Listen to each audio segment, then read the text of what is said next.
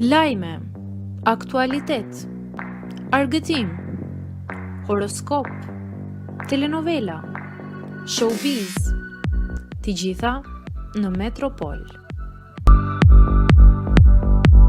Bëni subscribe në faqen Metropol. Gjesti është i pa fytyrë, politikani i njohur i del në mbrojtje Jozit.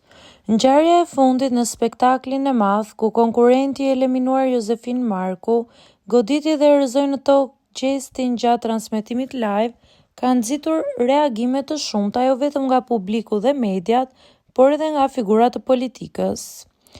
Një ndër komentet më të diskutueshme vjen nga Eduard Ndocaj, kandidat për deputet të drejtuar nga Lulzim Pasha. Ai ka reaguar në rrjetet sociale me një koment që është interpretuar si mbështetje për aktin e dhunshëm të Jozit. Ai shkruan: "Mos luaj me kryqin e Krishtit o i pa fytyrë." Ndocaj e ka bërë këtë postim dhe publikohet me foton e Jozit dhe një figurë mbreti.